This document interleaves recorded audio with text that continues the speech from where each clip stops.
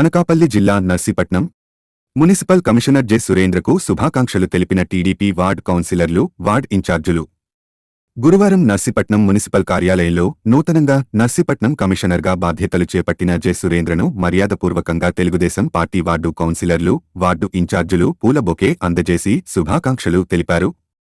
ఈ సందర్భంగా 24వ ward councillor Dhanimireddy Madhu మాట్లాడుతూ, నర్సీపట్నం మున్సిపల్ వార్డులు గత ప్రభుత్వం సమయంలో 5 ఏళ్లు పట్టించుకోలేదని, శానిటేషన్ పట్ల సరైన దృష్టి పెట్టలేదని అన్నారు.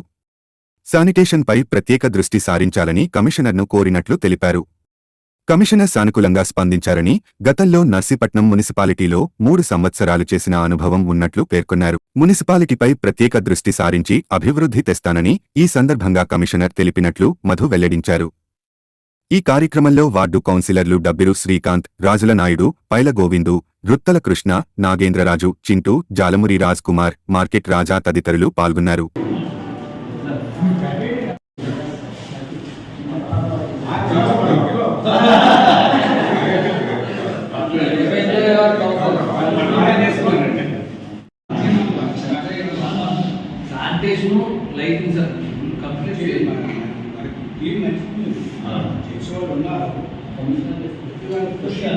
నమస్కారం అండి.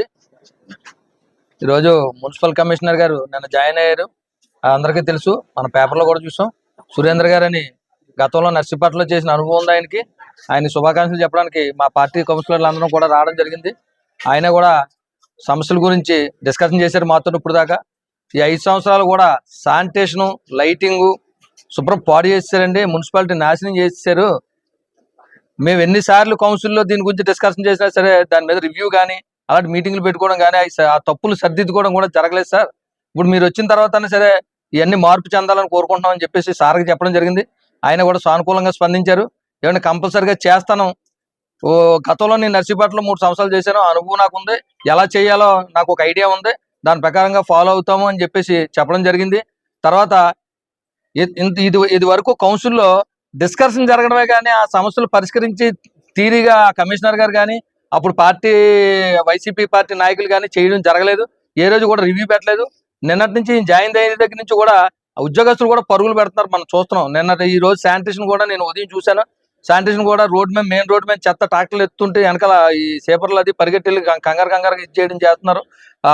నీళ్ళ ట్యాంకుల దగ్గర కూడా మేము చూడడం జరిగింది. ఈయనకు ఒక అవగాహన ఉంది నర్సీపట్నం మున్సిపాలిటీ మీద. ఆయనకి ఎటువంటి సహకారం కావాలన్నా మా పార్టీ తరఫున కానీ మా కౌన్సిలర్ తరఫున కానీ సహకరిస్తామని కూడా చెప్పడం జరిగింది.